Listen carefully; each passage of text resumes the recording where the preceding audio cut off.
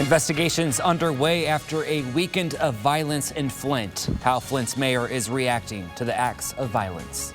And a good Sunday morning, mid-Michigan. Temperatures feeling like the teens and 20s. We'll have your full weekend forecast coming up next. And rebuilding a community one step at a time. How Sanford is promoting a new message after having to replace a downtown staple.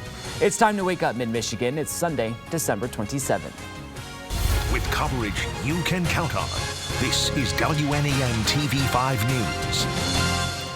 Well, good morning, everyone. Hope your weekend has been going well, and hopefully you are staying warm this morning. It is pretty cold out there. Of course, nothing we can't handle here in Michigan. Thanks so much for waking up with us and hanging out on this Sunday morning. I'm Blake Keller. Those stories coming up in just a bit, but first, meteorologist John Gross is in the First Warn 5 Weather Center. It is a bitter one out there, John. Another bitter, cold morning, Blake. Something, yeah, again, we can't handle, I should say, as we're in mid-Michigan, and at least it's dry out there for this morning. So that's some good news. We're not seeing anything fall from the sky. So if you do have any travel plans for this early morning, just be aware of some still slick spots on secondary roadways. But other than that, looking pretty good for the morning hours. Let's get you out the door. We'll show you what's going on. Mount Pleasant, Central Michigan University's campus. Another gray, cloudy sky as we are starting off your Sunday morning. Just look to stay that way, unfortunately, as we go throughout another day in December. Temperatures out the door right now have us in the mid to upper 20s. It's 27 in Saginaw, 28 there in Mount Pleasant, 27 Vehicle City of Flint, also 27 degrees in Carroll. Good news is your winds not too strong for this morning. Again, they have been breezy over the past few days, but from the southwest at about 5 upwards of 10 miles per hour as we're going throughout your morning hours. Pinpoint Doppler radar also keeps us mainly dry as we're going throughout today. More clouds, that's going to be the main story for most of our Sunday. As we go on the sky tracker, there is a small disturbance we're keeping an eye on. Near the Dakotas, Minnesota, Iowa, some rain and snow shower activity. That'll be arriving on our doorstep, it looks like, by the time we do reach later on into this evening and overnight, giving us some light rain and snow as we go into the early hours of your Monday morning. Day planner for today, though, it does stay mainly dry again through the morning and most of the afternoon. We'll call for temperatures into the low to mid 30s as we're going throughout most of your Sunday. We'll take a look at what's in store for the rest of the week and what we can expect as we get closer to 2021 in just a little bit. Blake, we'll send it back to you. All right, John, thank you. Developing this morning, an infant and 3 adults are dead after 3 separate shootings across Flint this weekend. Police say the incidents happened within 2 miles of each other, but there is no known connection. Now, the first, just after midnight Saturday, Cordetrius Keaton Williams shot and killed in the front yard of a home on West Pulaski by the homeowner. That homeowner now in police custody. Just down the street on East Pulaski, Flint police responded to a shooting where they found a woman's body and an infant boy who later died at the hospital.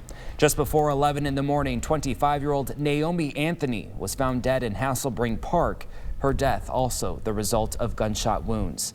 In a statement, Flint's mayor Sheldon Neely said, "I am mourning the loss of 4 lives to violence in our community. These deaths are devastating and incomprehensible, especially when innocent lives are lost." Flint police are continuing their investigations and have identified at least 1 suspect. I pray for justice for the victims, healing for their families, and peace for our community. Anyone with information about these crimes is asked to contact Crime Stoppers. That's at 1-800-422-JAIL. You will remain anonymous. In Tennessee, investigators have at least 1 person of interest in the Christmas morning explosion in downtown Nashville. The state's governor, Bill Lee, asking the White House for federal assistance. Jesse Mitchell has the latest. Federal agents searched the Tennessee home of a person of interest in connection with the blast in the heart of downtown Nashville. A law enforcement source told CBS News Anthony Quinn Warner has been identified in connection with the recreational vehicle that exploded early Christmas Day.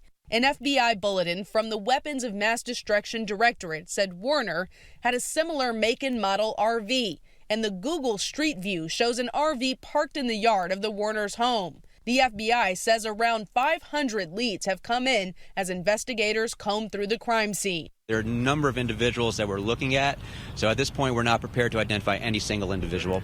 Just before the Friday explosion, officers found the RV outside an AT&T transmission building. An apparently recorded audio warning of an imminent bomb could be heard coming from the vehicle. The blast, which investigators believe was intentional, damaged dozens of businesses and homes and injured at least 3 people. It's like a giant jigsaw puzzle created by a bomb that throws pieces of evidence across multiple city blocks. Damage at the AT&T building caused communications outages Saturday. One of the families safely evacuated by officers, now praised for their bravery, describes the explosion. I saw this huge fireball in the sky, at least twice as tall as our building. I grabbed his arm and I said, "Babe, that's us. That's us. Our house exploded." The FBI says there was no sign of additional explosive threats. Jesse Mitchell, CBS News, Nashville. Nashville Mayor John Cooper has enforced a curfew by executive order to limit public access around the crime scene in the downtown area. The Federal Aviation Administration has also imposed precautionary flight restrictions for the airspace over the site of that explosion. Still unfolding this morning, a Bay City home damaged in a fire. Saturday, multiple fire departments responded to Lang Street near Patterson. The blaze even shutting down a portion of Marquette Avenue. TV5 was there on the scene. The homeowners say they were inside when the fire started and were able to escape. No one was injured. TV5 News time right now is 8:06. Still ahead in our next half hour, parts of the U.S. are seeing a surge in COVID-19 cases, why California is planning for the worst case scenario. And coming up, Michiganders are giving back to the service industry, how restaurant workers can benefit from a new campaign.